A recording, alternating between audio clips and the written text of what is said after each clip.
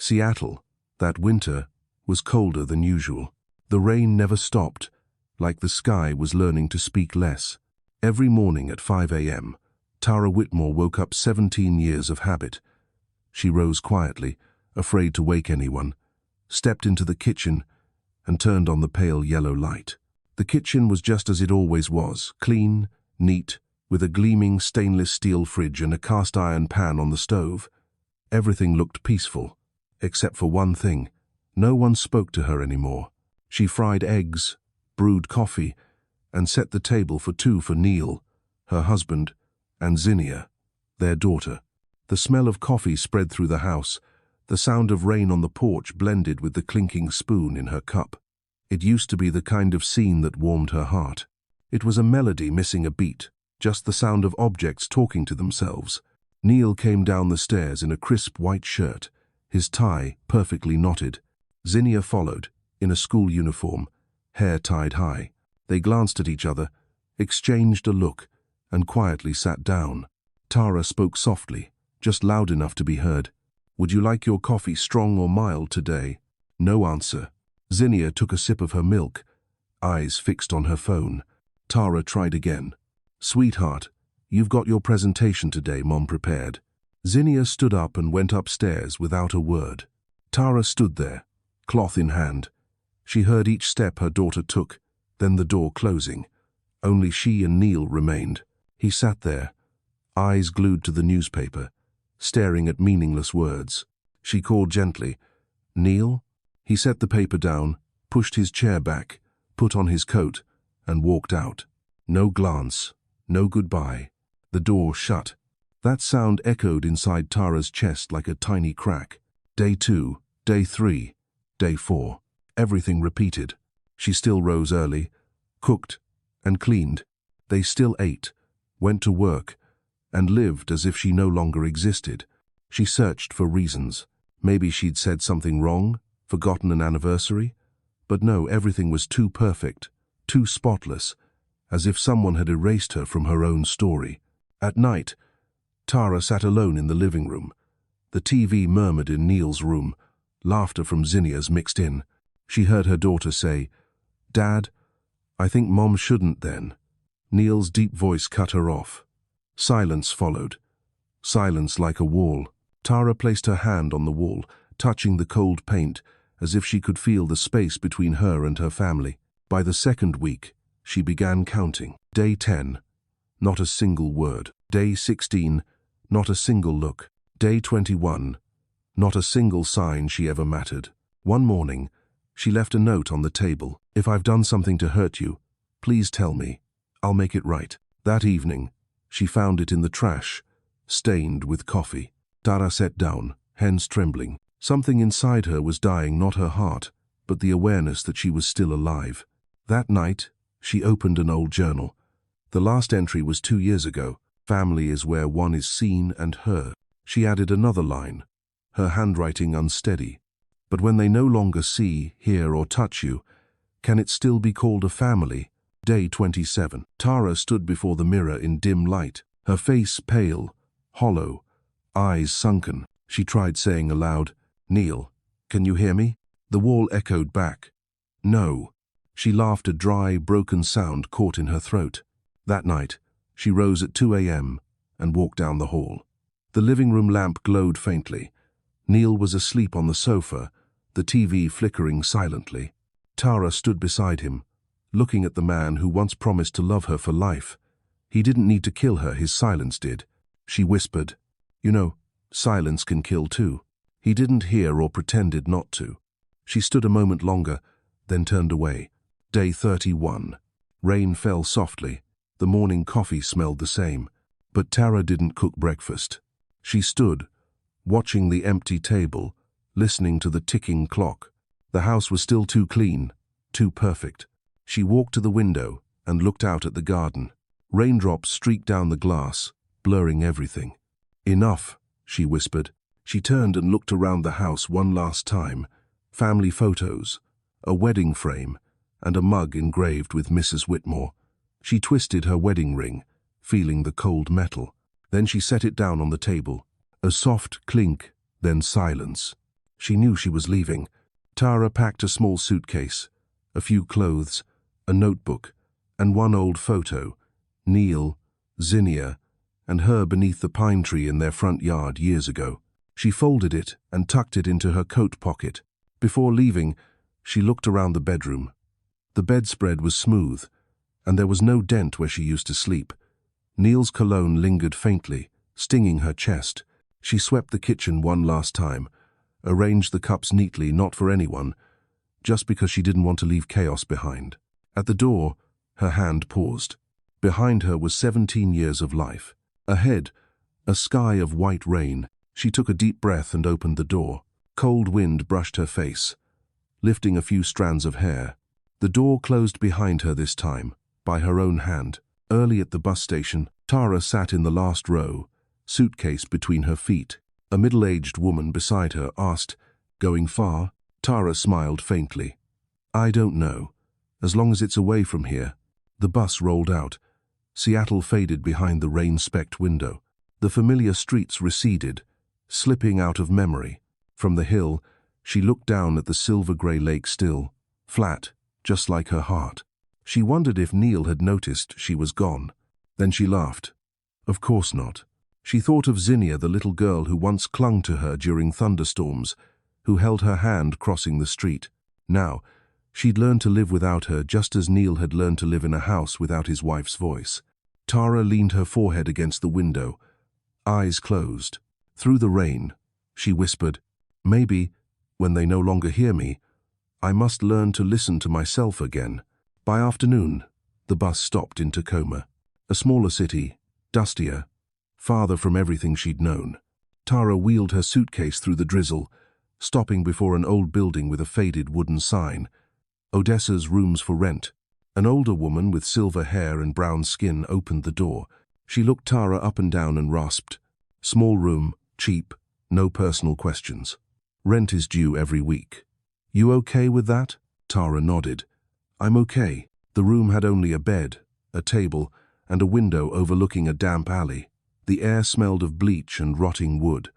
But to Tara, it was the first breath of freedom. She opened the window and let the wind in. The drizzle dampened her hair. For the first time in 31 days, she heard again the wind, the street voices, the cars passing by. Those sounds reminded her she was still alive. Night fell. Tara sat by the window, knees drawn up, watching the rain. Across the street, neon light glowed on a wet wall. Someone laughed. A voice called out, "Hey, wait for me." She smiled faintly.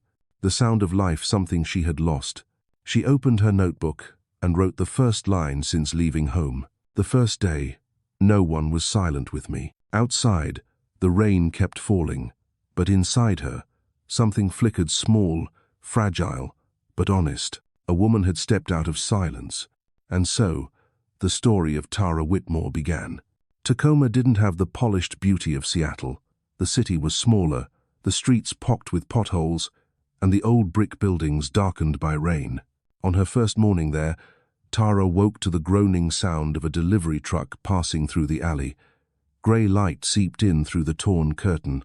No sound of coffee dripping, no footsteps on the stairs, only the ticking of the clock and the rain on the eaves. She lay still for a long while, unsure what to feel. Strange, empty, and free. So free it frightened her. She had just lost everything, yet somehow escaped from it all. The little room smelled of bleach and damp air, the walls flaking and mottled. In the corner sat a low wooden table with a handwritten note from the landlady, Odessa Kemp. The handwriting was large, neat, and slightly slanted. "No noise, no strangers, no personal questions. Hot water off at 10. Rent is due every Monday morning." Odessa. Tara smiled. It was the clearest contract she'd ever had. A place where no one needed to know her past. No one's silence could wound her, only the honest quiet of people trying to make it through the day. That morning, Tara walked down the street. The air was damp and cold, wind sharp, rain tapping against her coat. She passed cheap bakeries, laundromats, and second-hand stores. A weathered sign swung gently at a corner, "Daisy's Diner, breakfast all day." She stopped, peered through the window, and saw a middle-aged woman wiping tables and one lone worker behind the counter. Tara took a deep breath and pushed the door open. The woman turned, her voice raspy. "Sorry, we're not open yet. What do you need?" Tara clasped her hands, hesitating. I'm looking for a job.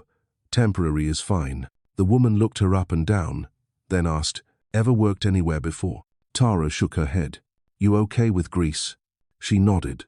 "Okay with boiling water splashing your hands?" She nodded again, quicker this time. The woman sighed and wiped her hands on her apron. "Fine. Be here by 6 a.m.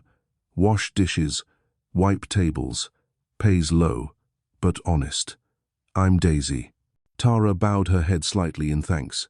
For the first time in months, someone spoke to her in a normal voice, neither cold nor pitying. That evening, Odessa knocked on Tara's door.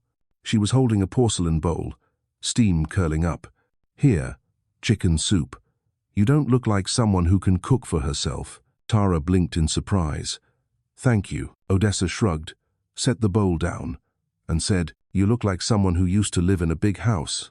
"Huh?" Tara smiled faintly. "How can you tell?" "Only people who've had plenty learn to bow their heads when they say thank you." The remark left Tara silent for a moment. Odessa sat by the door, lit a cigarette, her tone even. "I used to have a husband. One day, he just disappeared. No letter, no word, just silence. Later, I learned someone's silence can't kill you if you learn to talk to yourself." She looked at Tara. "You look like someone learning that." Tara bowed her head and smiled softly. "Yes, I'm learning." Odessa stood, stubbed out her cigarette. "Eat. Soup's no good cold." Then she left, closing the door behind her, leaving Tara with a warm bowl and a quiet room. For the first time in weeks, Tara ate not just to survive but to taste warmth again. Each spoonful slid down her throat, her chest tightening not from pain, but because she felt seen. The next morning, she rose earlier than usual. The rain still fell, but it didn't feel cold this time. She wore her thick coat and hat and stepped out her first shift at Daisy's diner. In the kitchen, steam hissed, oil popped, knives chopped in rhythm. Daisy said, "Faster with those dishes. That water's boiling." Tara nodded, rolled up her sleeves, and scrubbed greasy plates. The hot water blistered her hands, the oil smell clung to her hair, but she didn't complain. Amid the clatter of dishes and the murmur of customers outside, Tara realized something. These were the sounds of life. No more silence that killed only the honest noise of living. That afternoon, when her shift ended, Daisy passed by and tossed her a slip of paper. "Not bad for your first day. Be back tomorrow." Tara smiled. A dishwashing job, small, ordinary, but to her, it was proof she'd begun again. On the walk home, rain still fell. She listened to her footsteps echo on wet pavement. Odessa sat on the porch, watching the drizzle. She smiled faintly. "Went to work, huh?" Tara nodded. "For the first time in months. I'm tired for a good reason." Odessa chuckled.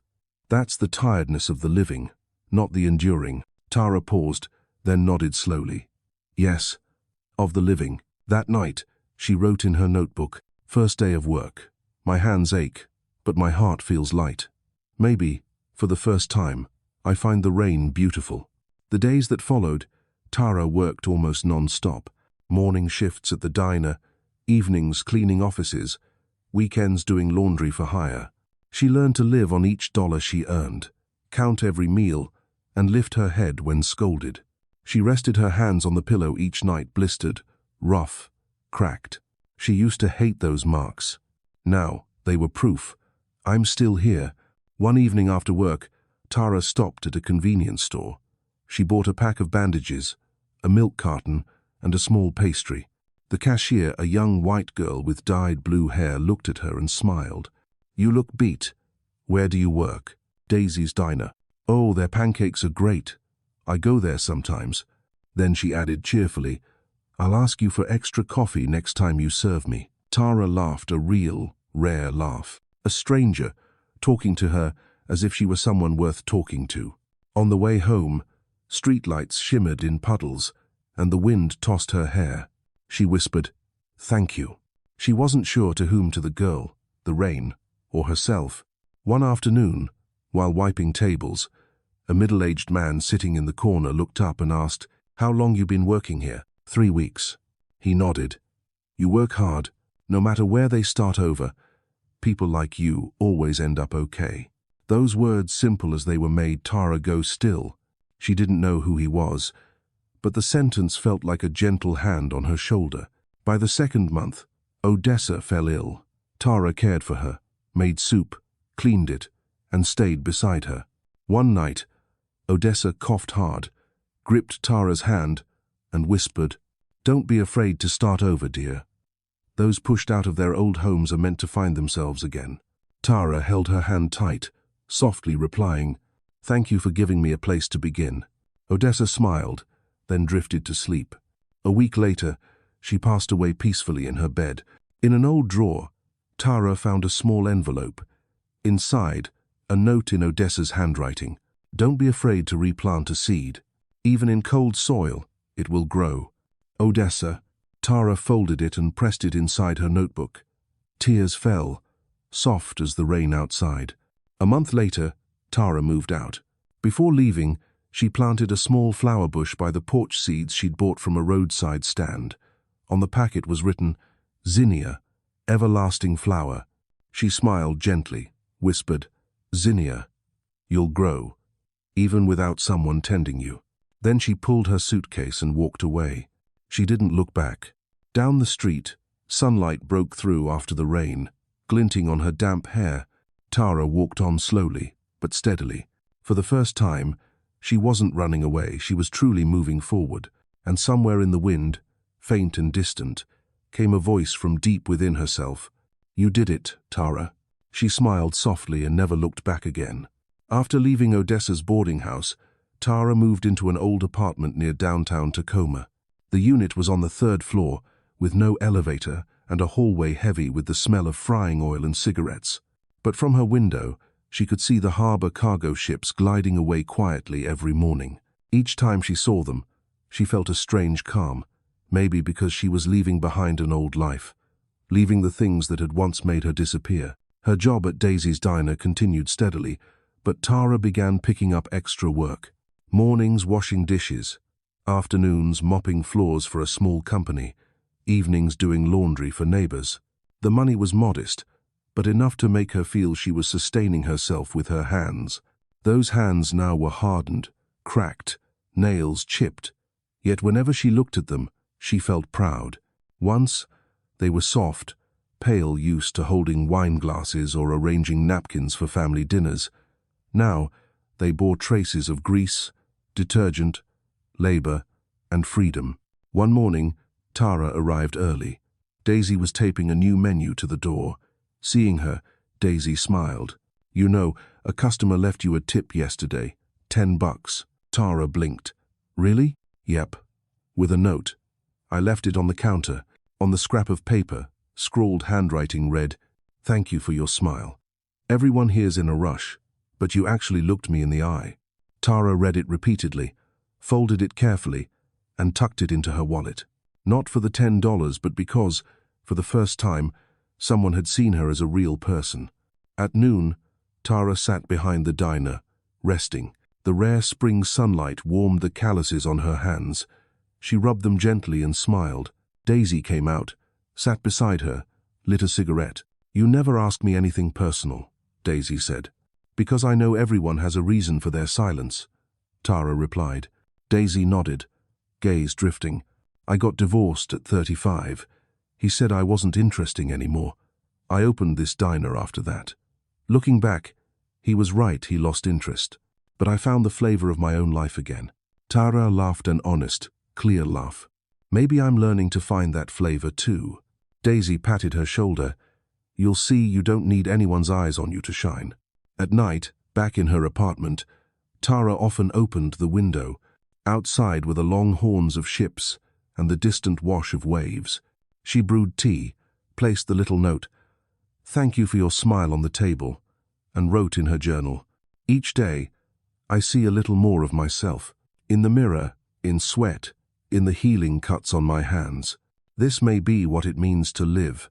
One Friday afternoon, While she was washing dishes, someone called out, "Hey, excuse me." She turned. It was the blue-haired cashier from before. "Remember me? I had the pancakes.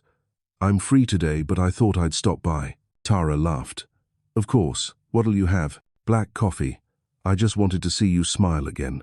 The words froze her for a second. No one had said that to her in years. Such a small thing made her feel radiant, even without anyone else's light. That evening, back in her apartment, Tara stood before the mirror for a long time.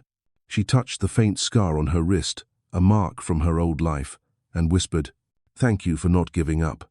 She smiled, a tired smile but a true one, the smile of someone beginning to accept herself. By her 6th month in Tacoma, Tara had found her rhythm. No longer a runaway, she'd become a small part of this city. The newspaper man on the corner knew her name. The laundromat owner offered her coffee. People called her Miss Tara. She walked through the misty streets each morning, watching the streetlights fade. The feeling grounded her as if each step touched something real again. One day, Daisy said, "Ever think about taking the main shift? I need someone reliable and I trust you." Tara froze. She'd never thought of herself as someone to be trusted. "Thank you. I'll try." "No need to try. Just keep being you." That night, she walked home late, rain soaking through her coat, cold to the bone, but she smiled the whole way. For the first time, no one asked where she came from. They saw who she was today. One Sunday morning, Tara visited Odessa's grave, a small cemetery on a hill, grass growing around the stone. She laid down a small bouquet of zinnias, the flowers Odessa once spoke of. She whispered, "You were right. Every seed grows, even in cold soil." Her hand brushed the gravestone as she added softly, "Thank you. Because of you, I believe I can bloom too." A light wind passed, carrying the scent of damp earth. Tara closed her eyes, feeling as though Odessa was still somewhere nearby, quietly nodding. A few weeks later, Tara received an envelope from the bank. Her savings, small but steady, were finally enough to rent a tiny house in Renton, less than an hour away. It's not fancy, but it has a small yard for planting. She looked at the contract, her hands trembling. Odessa echoed, "Don't be afraid to replant a seed." She knew it was time. She quit her job at Daisy's, hugging the woman who taught her that the flavor of life was knowing you deserve to live it. Daisy smiled and pressed a small box into her hands. "Don't open it yet. Open it when you have a place you call home."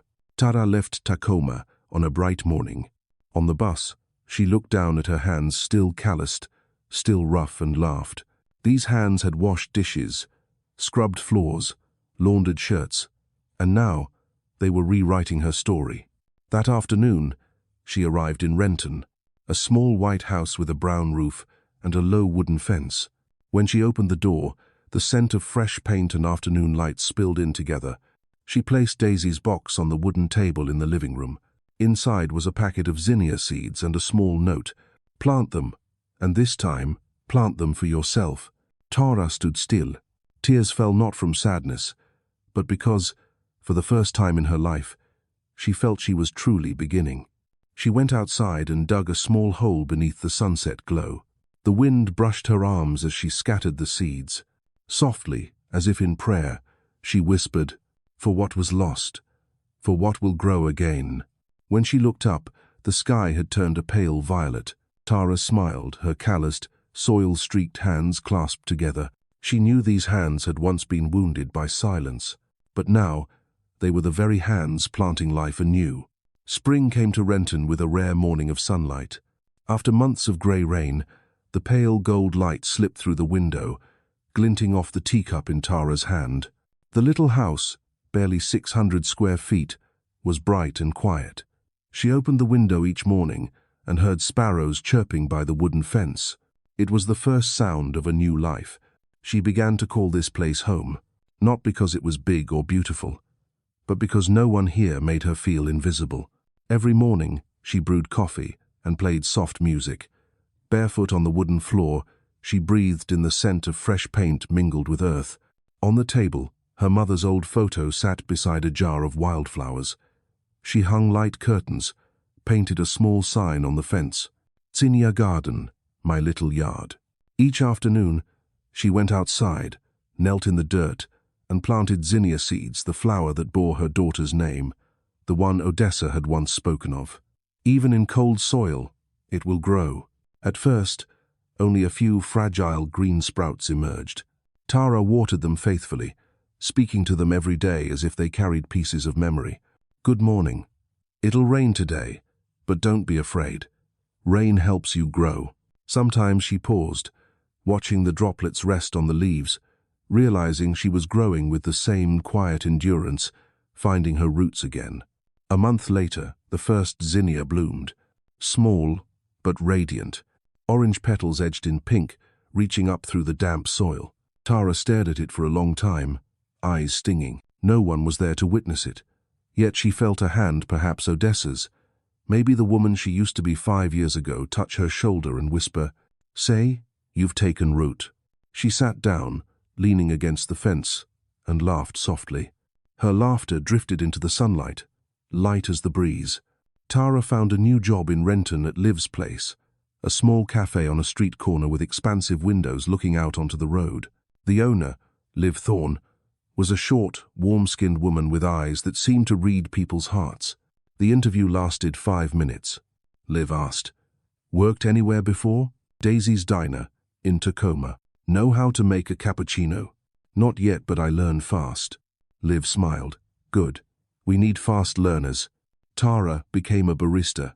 She steamed milk, brewed coffee, and wiped down the counters every morning. The hum of the grinder, the bell above the door, the low murmur of conversations all blended into the music of life. Regular customers soon remembered her name. One of them said, "You've got a beautiful smile." Tara just smiled back. They didn't know what that smile had survived to exist. One afternoon, as the cafe quieted, Liv asked, "Who were you before you came here?" Tara looked out the window, where light rain fell gently. "I thought I had to be loved to have worth." Liv was silent for a moment, then said, "And now you know you were wrong?" Tara nodded. "Now I know loving myself is enough." Liv smiled. "Then you're already ahead of most." That evening, when Tara came home, the sky cleared. She stood before her garden, zinnias blooming along the fence. The air carried the scent of flowers, soil, and life itself. Tara closed her eyes, inhaled deeply, and whispered, "Thank you for letting me still be here." And for the first time in a long while, she felt true peace. Summer came, and Renton grew warmer. Tara settled into living alone. Mornings at work, evenings in the garden, nights spent reading or listening to music. Not noisy, not lonely, just quiet and whole. Sometimes neighbors stopped by. The older man next door brought her apples. The little girl across the street asked her to water a plant. They called her by a simple name, Miss Tara, the garden lady. She smiled at that. It no longer made her sad. One Sunday morning, Liv's brother Elijah, a pastor, visited the cafe and saw Tara at the espresso machine. He asked, "Do you have a good singing voice?" Tara laughed. "I haven't sung in a long time." Elijah smiled kindly. "Then come to my church. We need voices like yours in the choir." She hesitated, then nodded. The following Sunday, Tara went. The piano began to play, and sunlight streamed through stained glass windows. When she opened her mouth to sing, her voice trembled, then grew stronger, like it had finally found its way home. When the hymn ended, the hall was silent. Elijah smiled. "See, your voice was never gone. It was just waiting for you to return." Tara looked up at the painting of Christ on the wall, light falling across her face. She whispered, "Thank you for giving me my voice back." Time passed. Tara wrote more often in her journal, each page a small piece of calm. Once, she wrote, "I used to think living meant having someone beside me. Living is when I can stand alone and still feel full." One evening, while reading, she heard a knock at the door. It was Liv, holding a bottle of wine. "My cafe turns 2 today. I wanted to share it with you." They sat together on the porch, surrounded by flowers. Liv looked around and said, "It's beautiful. You've turned this patch of earth into a little heaven." Tara smiled. "I just cared for it, one day at a time." "That's the secret to peace," Liv said. "It doesn't need to be grand, just steady." Tara fell silent, watching the zinnias sway in the wind. "You know," she said softly, "I planted them to remember my daughter. Now, I think I planted them to remember myself. Liv lifted her glass, and you found her. Later that night, Liv went home. Tara stayed on the porch, moonlight spilling across the flowers. She opened her journal and wrote another line. Happiness isn't loud. It only needs a garden, a listener, and a grateful heart. Then she closed the book and leaned back in her chair. Crickets sang. Wind rustled the fence. In that stillness, Tara felt it clearer than ever. Silence no longer killed her. It had become her home. She didn't know that this peace would be tested only months later. When the phone on her table would ring, a voice from the past would call her name. But that was for another day. Tonight, under the moonlight and the blooming zinnias, Tara smiled. The smile of someone who had truly come back to life. That autumn, Tara's garden bloomed brighter than ever. Flaming orange-red zinnias lined the fence, glowing under Renton's pale golden Sunday. Tara had just brewed a cup of tea and was sitting on the porch, rereading pages of her journal. She wrote, 5 years now, I'm still here. And the most miraculous thing is I don't miss them anymore. She smiled as she finished the line. A calm, honest smile, no longer touched by pain. Then the phone rang. 3 times steady, unhurried. Tara barely noticed at first. She rarely got calls. Only a handful of people even knew her number. When it rang the 4th time, she stood, walked inside, and picked up. A low, husky male voice came through the line. Tara, is that you? Tara froze. Even after all these years, she knew that voice instantly. Nail. For a moment, her heart clenched tight, not from love but from memory returning in a single breath. She stayed silent for a few seconds before replying, steady and composed. You still remember my number? A soft exhale on the other end, carried by the wind. I never erased it. A long pause followed. Tara could hear her own heartbeat. Why are you calling? She asked evenly. Neil's voice cracked, rough. Zinnia, she's getting married. The words fell gently but heavy as stone. Tara tightened her grip on the receiver. Married? Yeah, next month. She wants you there. Tara let out a small, hollow laugh. She wants me there, or you do? Silence. The wind hissed faintly through the line, like distant surf. If she wanted me, Tara said quietly, why didn't she call herself? Neil sighed an old, tired sound. She's scared. She thinks you won't forgive her. Tara looked out the window. The zinnias swayed in the wind. Softly, she said, almost to herself, there's nothing to forgive. There's just nothing left to say. After a long moment, Neil spoke again. I just ask that you come, so she can have peace. Why? Because she's about to do something. You once did very well. And what's that?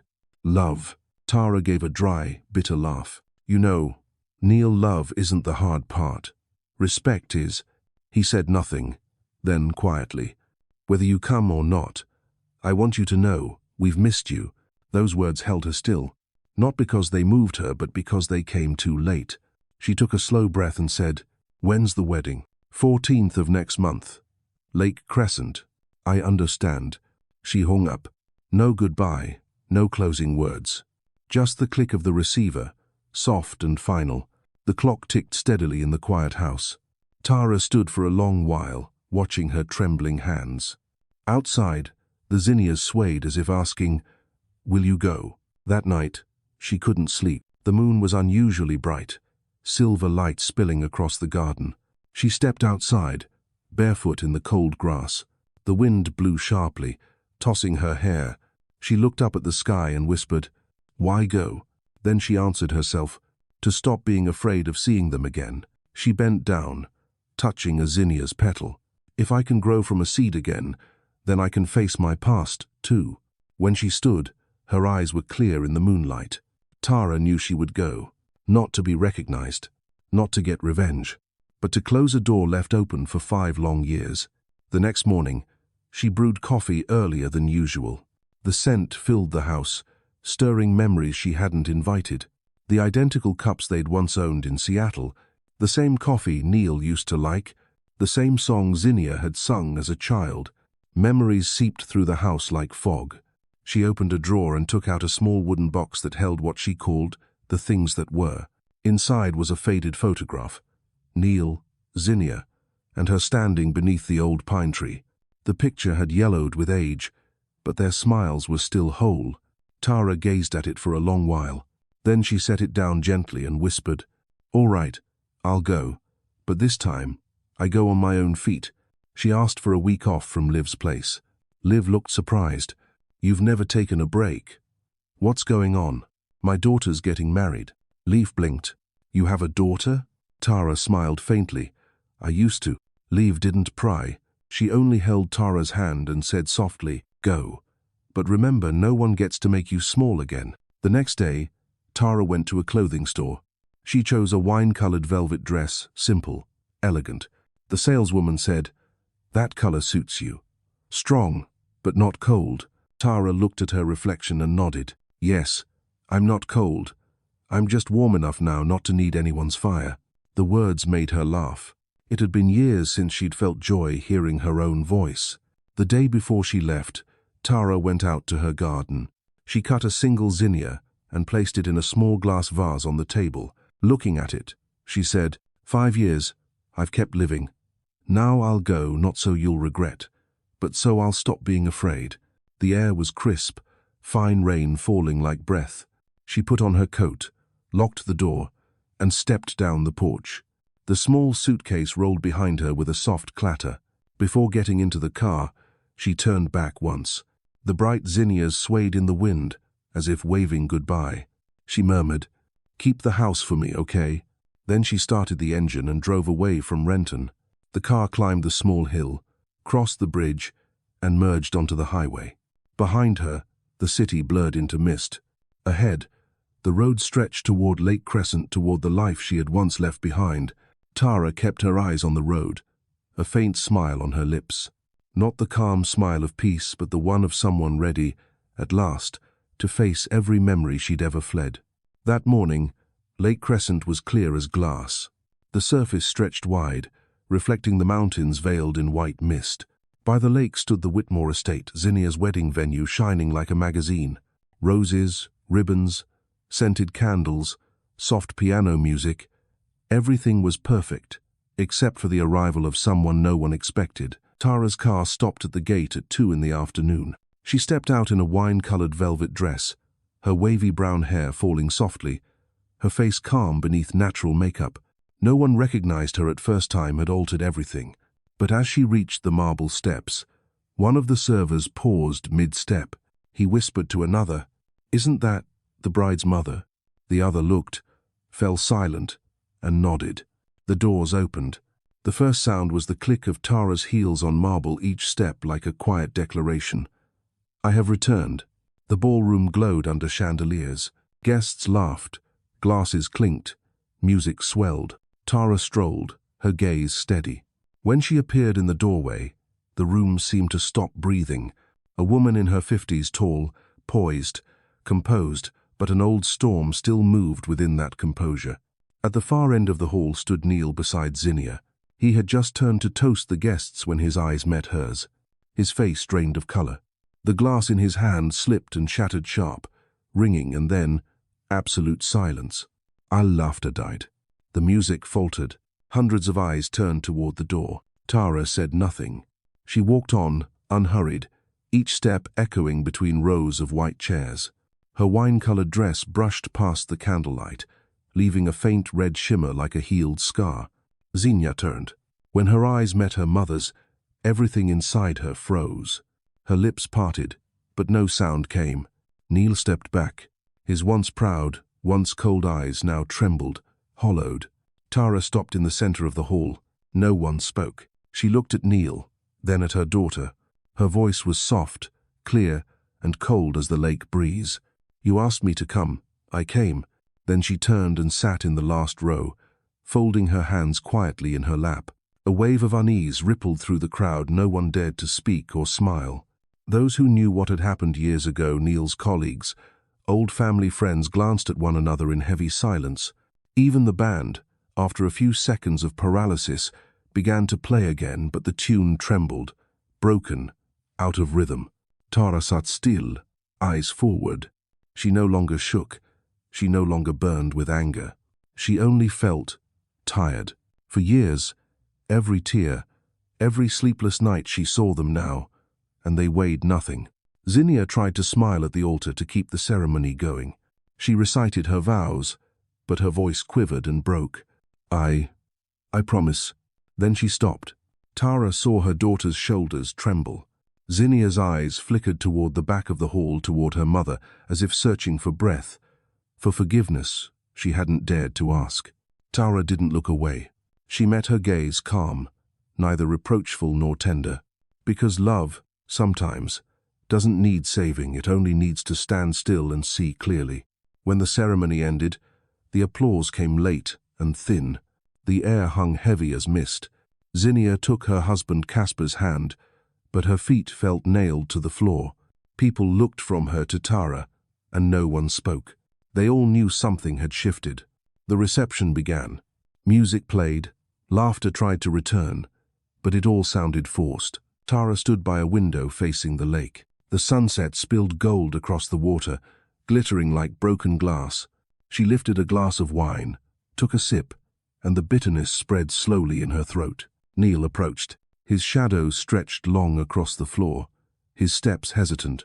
Without turning, Tara said, "I didn't think you'd have the courage." Neil's voice rasped. "I didn't, but I had to." Tara turned to him. He was older now, grey hair, hollow eyes, face etched with regret. She studied him for a long moment. 5 years, she said. And still, you couldn't say one simple sorry. Neil swallowed, voice rough. "I was afraid. Saying it meant I'd have to face what I did." Tara gave a small, weary laugh. "And now you're looking at it." Neil lowered his head, wordless. Sunlight brushed across his face, deepening every line. After a while, Tara continued, "You know the cruelest thing you ever did to me?" He stayed silent. It wasn't betrayal. It wasn't leaving. It was making me question whether I ever existed at all. She took a breath. "You and your daughter killed me together, not with knives, but with silence. And the irony is that silence taught me how to live without either of you." Neil shook his head slowly, tears sliding down his face. "I know. I've lost you forever." Tara replied, "You didn't lose me. You just never really had me." The air between them thickened, frozen in the fading light. Tara set her glass down and said softly, "I'm not angry anymore. But if you want to make things right, live and never make someone disappear again." She turned and walked toward the door. Neil tried to speak, but his voice broke before it reached her.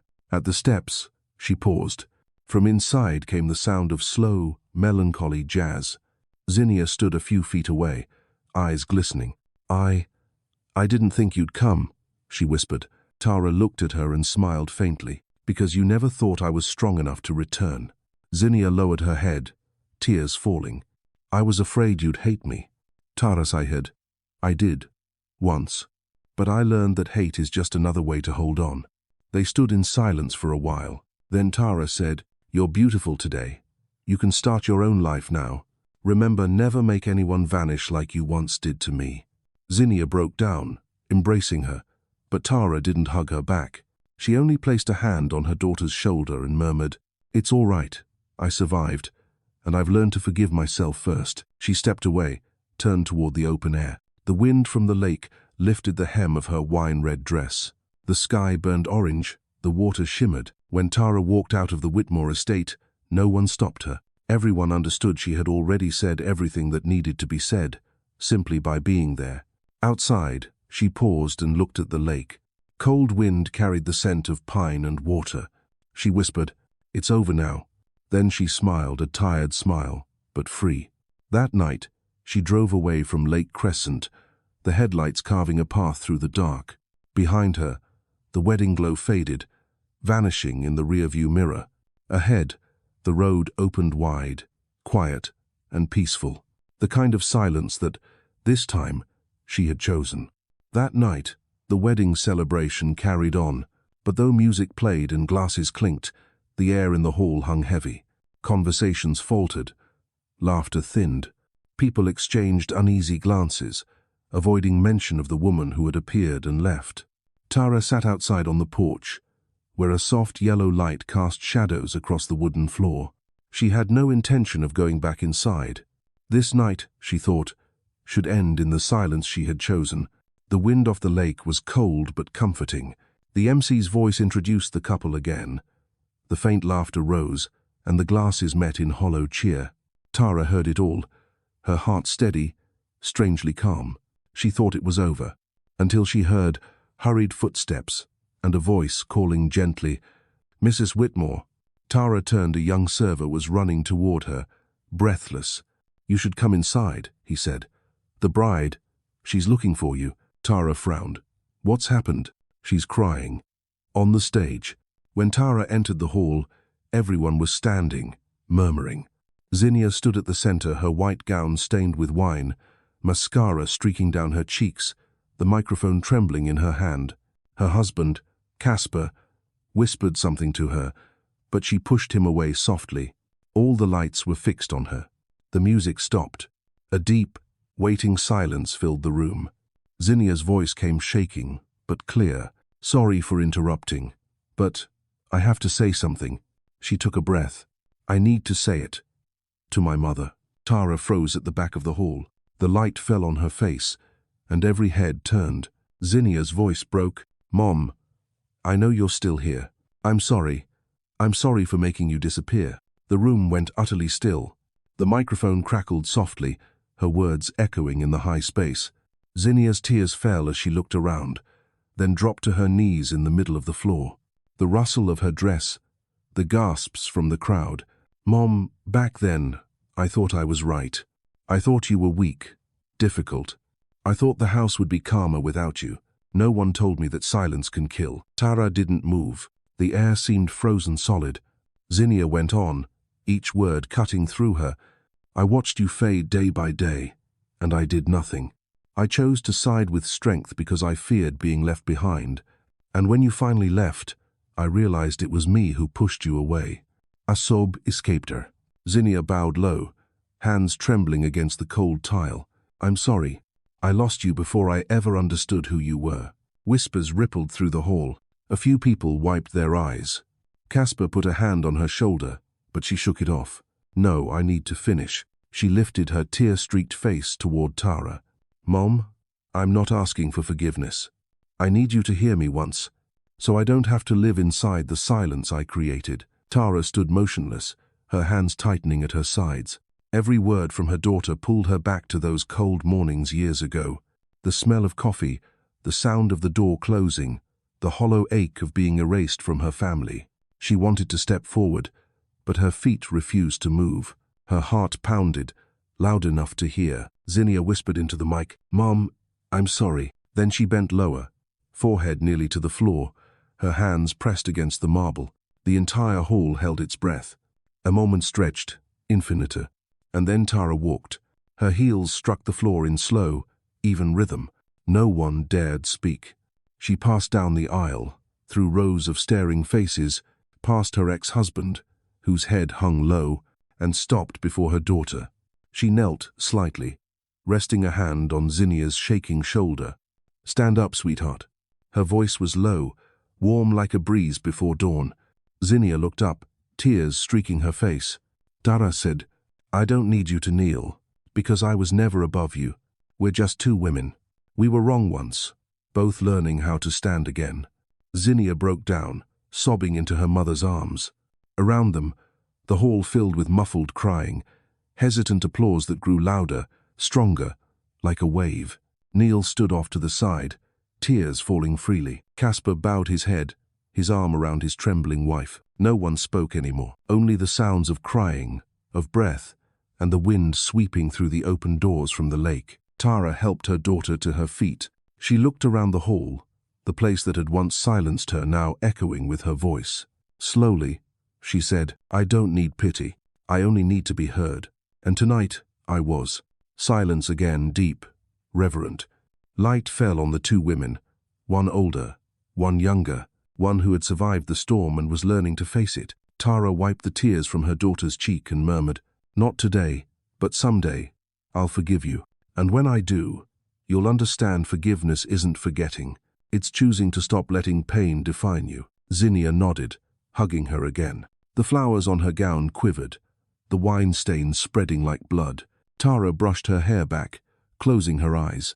Inside her, a door gently shut, and for the first time in years, silence didn't frighten her. It simply marked the end of a chapter. The reception ended late. Guests drifted out one by one, but the story of the mother who returned spread quietly through the hall like a flame. No one dared gossip aloud. They all knew they'd witnessed something real, something rare in a world full of polite applause. Tara sat outside, gazing at the lake. Zinnia came out, wrapped in a shawl, and sat beside her. Neither spoke for a while. Then Zinnia asked softly, "Mom, are you happy?" Tara smiled, eyes on the water. "Yes, because I don't wait for anyone to make me happy anymore." Zinnia squeezed her hand. "I want to be like you." "No," Tara said gently. "Don't be like me. Be kinder than I ever was. Don't let anyone disappear because of you." They sat together, watching the last light fade. The lake shimmered, gathering all the words left unsaid. Night fell. Tara got into her car. Zinnia stood on the steps, eyes wet. "Mom, thank you for coming." Tara nodded. "Thank you for speaking." She started the engine, rolled the window down, and said quietly, "We've both been through hell, Zinnia. Now let's live so it no longer feels like one." The car pulled away. Zinnia watched until the red taillights disappeared around the curve. She whispered, "I love you." Tara didn't hear, but somehow she felt it.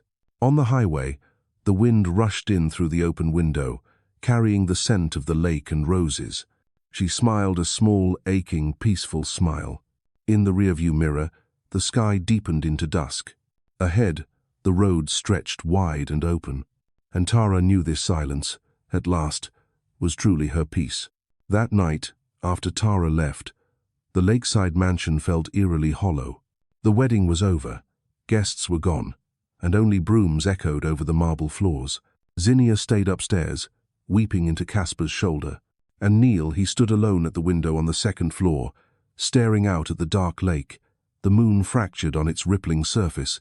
On the table sat a half-finished glass of wine. He reached for it, but his hand shook so severely that the wine spilled, spreading crimson across the floor, a dark, blooming stain like blood. For years, Neil had been a man respected and admired, booming business, a fine home, a dutiful daughter, a gentle wife. And somehow, he lost it all, not to betrayal or tragedy, but to 31 days of silence. He stepped onto the balcony.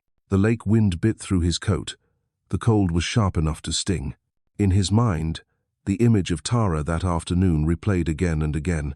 She stood in the center of the hall, calm, radiant, more alive and beautiful than he'd ever seen her. He remembered the morning she'd first left. He'd thought, she'll be back, but she never came back. And so, for 5 long years, he lived in a house that looked whole but felt as hollow as his own chest. Zinnia had once told him, "Dad, I hate the silence in this house." He'd replied, "Silence is better than fighting." Now he understood silence was never good. It was simply death, happening slowly. The next morning, Neil drove to Renton. He parked in front of Tara's small white house. The wooden fence was low, and her zinnia garden flamed with color. Everything looked too alive, too warm, a mirror of everything he no longer carried inside. He walked to the gate. A wooden sign hung there, Zinnia Garden. The handwriting was soft, steady. He touched the edge of it. His fingertips went cold. The door was closed, the curtains drawn. No movement. He stood there long, unsure whether to knock or leave. Then he heard her voice, Tara's voice from inside, speaking on the phone, light and easy. Just a few words, but they pierced him, because it was the sound he'd forgotten. Her everyday voice, no tremor, no fear, only calm and confidence. Neil took a breath and climbed the steps. He knocked. Tara opened the door. When she saw him, she paused, not surprised, but as if acknowledging something inevitable. "What are you doing here?" she asked quietly. Neil swallowed hard.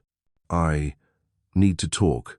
She folded her arms, leaning against the doorframe. "We already said everything at the wedding." "No," he said, his voice shaking. "Not everything. I need to say what I should have said 5 years ago." Tara studied him. "What words are those?" He lowered his eyes. "I'm sorry." The words fell clumsily, dry but true. He went on, his voice rough. I'm sorry for making you disappear from your own life. I thought silence made me strong. But really, it made me a coward who couldn't bear to hear the voice of the woman I once loved. Tara didn't speak. Only the wind stirred through the trees, rustling leaves. Then Neil dropped to his knees on the porch. A 60-year-old man, hair silvered, suit wrinkled, knees pressed to cold cement. He looked up, eyes red. I don't want forgiveness. I want you to know, I see you now. Truly see you. Tara exhaled slowly, closing her eyes. For years, she had waited to hear those words, and now that they'd come, she felt only emptiness. Her voice was tired but gentle. I waited a long time for that, but I learned I don't need it anymore. Neil bowed his head. I know.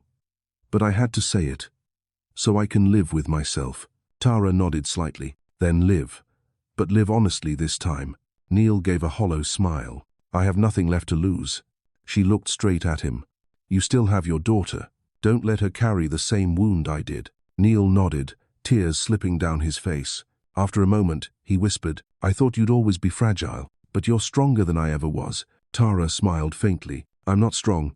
I'm just not afraid anymore. A long silence passed. The wind moved through the zinnias, making them tremble. Neil rose, brushing off his knees, bowing his head slightly. I'll go now. But thank you for opening the door. Tara watched him walk away, his back bent, his steps slow. For a fleeting second, she felt something close to pity, not for the man he'd been, but for a soul crushed under its own pride.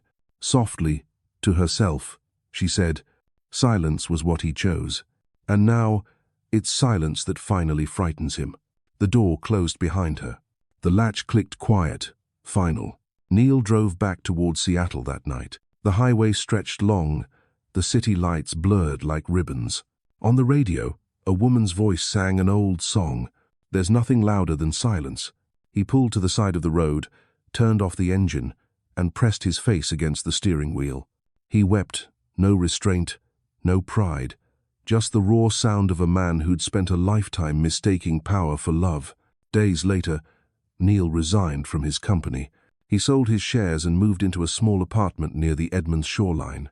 Each morning, he walked by the water, watching people jog, walk their dogs, start their days, and wondered if Tara had ever walked like this peacefully without thinking of him. He wrote letters he never sent. He wrote to speak again, even if to no one. I once thought silence was strength. Now I know it was cowardice. I once thought you were weak. Now I see you endured what I couldn't face. Thank you for surviving, so I could finally understand what it means to exist. The letter stayed in a drawer, beside his old wedding ring. One afternoon, Neil received a small card. No sender.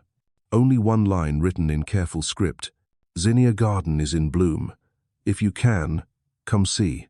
He smiled faintly, tears rising again. Not from hope, but from gratitude.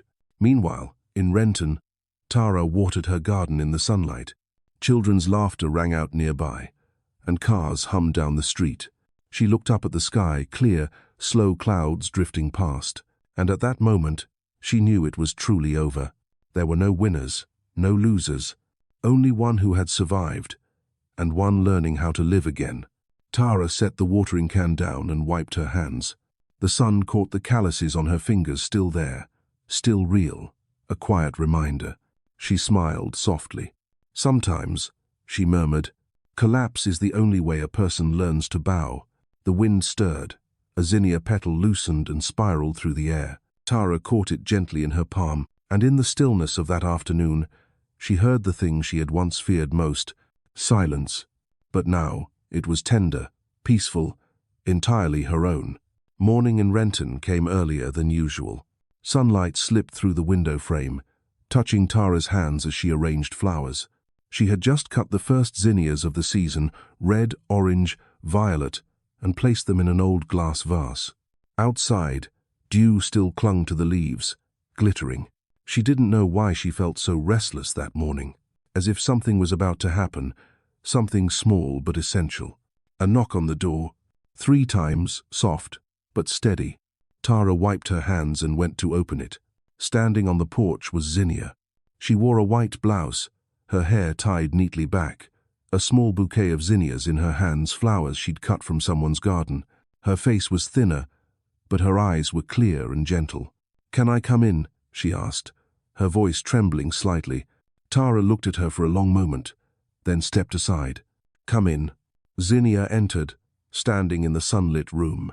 She looked around the wooden table, the white curtains, the vase of flowers.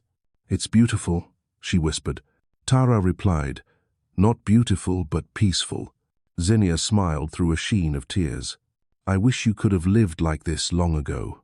"No," Tara said softly. "If I had, you wouldn't have learned what you just did." Silence settled between them. The clock ticked in the quiet room. Finally, Zinnia placed her bouquet on the table. "I didn't come to ask for forgiveness," she said. "I just wanted to know how you're living." Tara poured tea, setting 2 cups down. "I'm doing well. I work at a cafe Liv's place. In the mornings, I water the garden. In the evenings, I read. Not rich, but free." Zinnia's voice shook. "I used to think freedom meant not needing anyone. Now I know it means being yourself." Tara nodded. "Yes, and I'm glad you understand that." They sat quietly, sipping the warm tea. No one spoke about the past. They didn't need to. Everything painful had already been said at the wedding. Now, there was only what was left to live. Zinnia glanced toward the garden, where blossoms flamed in color. "These are real zinnias?" Tara smiled. "Yes. I planted them for their name. I'm sorry if it ever hurt you." "No," Tara said, shaking her head. "They remind me that everything can grow again." Zinnia bowed her head. "Mom, I did so many wrong things." Tara's tone softened. "You've said it already. Now live better. Forgiveness isn't forgetting, it's choosing not to carry the guilt anymore." A breeze passed through the window, blending the scent of flowers and tea. Zinnia began to cry. "I was afraid you'd never let me be your daughter again." Tara was silent for a moment, then took her hand. "You've always been my daughter. I just never wanted you to become my shadow."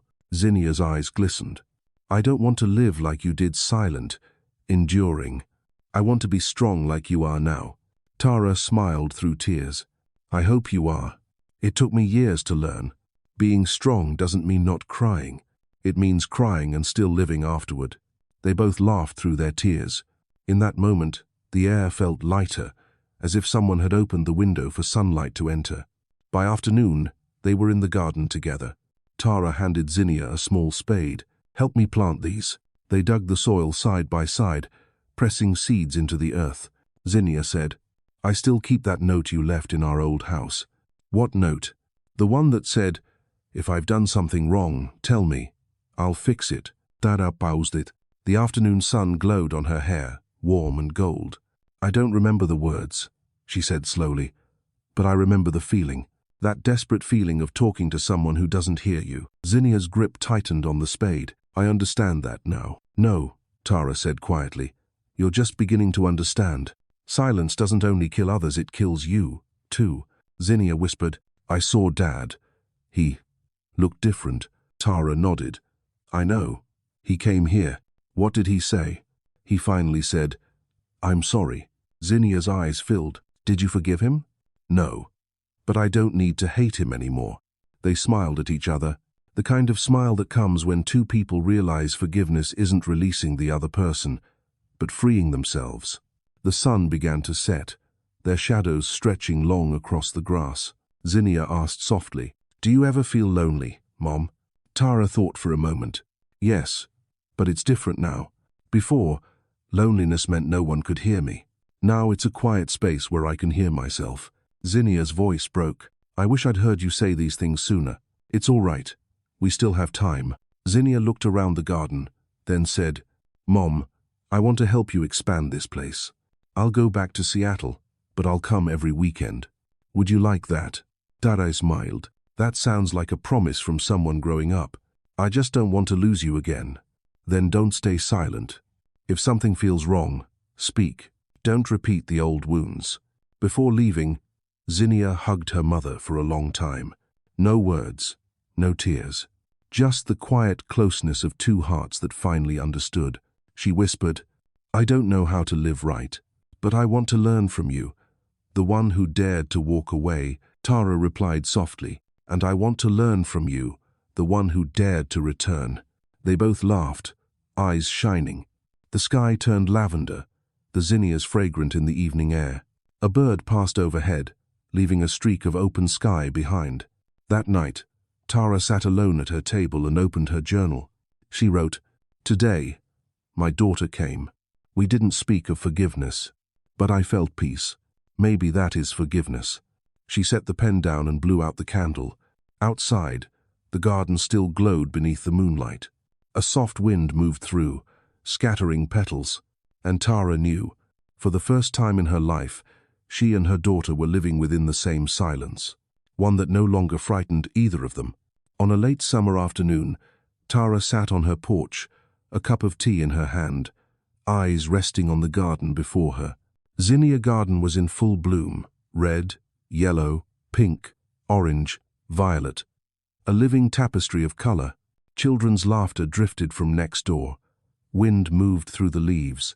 The scent of earth mixed with flowers filled the air. She felt as light as the breeze. 5 years ago, she had sat in a large, beautiful house, silent, suffocating, unseen.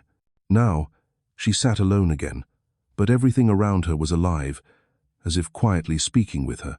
She looked down at her hands, calloused, sun-browned, marked with little scars that would never fade.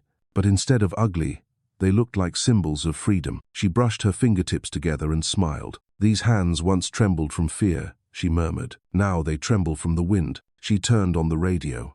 An old song began to play, the one Neil used to play every morning. This time, she didn't turn it off. Music filled the house, blending with the wind. With each note, a little more weight left her chest. No bitterness, no grief, just an old melody from a life she once lived. Tara closed her eyes and lifted her face toward the late sunlight. For a moment, she saw Neil in her mind, sitting by the sea, alone, his hair gone grey. She didn't know if he ever thought of her anymore. But she knew this much. They both survived, and that was enough. That afternoon, Zinnia came by. She wore a simple linen shirt and carried a small wooden box. "For you," she said. Tara opened it. Inside lay a slender silver bracelet, engraved with the words, "For the woman who walked away and never looked back." Tara smiled. "It's beautiful. Did you choose the words?" Zinnia nodded. "Yes. I thought it was the only way to thank you." They sat together on the steps, watching the flowers sway. "Do you ever regret it?" Zinnia asked softly. "Regret?" Tara repeated. She thought for a moment. "No. If I hadn't left, we wouldn't be here today. Regret is for people who haven't learned how to stand back up." Zinnia rested her head on her mother's shoulder. "Mom, I used to be afraid of you, but now I want to be like you even a little." Tara laughed gently and patted her hand. "Don't be like me. Be better. Don't let anyone silence you. If you love, say it. If you hurt, cry. And if you need to leave, leave before your voice disappears." They smiled at each other under the fading Sunday. A flock of birds passed overhead, flying in a perfect line. "Just like you," Zinnia whispered. "Like what?" Tara asked. "Those birds flying away, not afraid to look back." Tara laughed, a quiet, contented laugh that closes a story. That night, Tara went into the garden alone. Moonlight spilled over the blossoms. She watered the plants slowly, one by one. Each time the water hit the soil, she could almost hear it whisper, "Thank you for believing I could still bloom." She set the watering can down, sat on the wooden chair, and opened her old journal. The last page was still blank. She began to write. "I've walked through a lifetime in small steps. I once lost my voice, even my name, but when I stopped demanding to be heard, I finally began to speak. I'm no longer afraid of silence, because now, the silence belongs to me."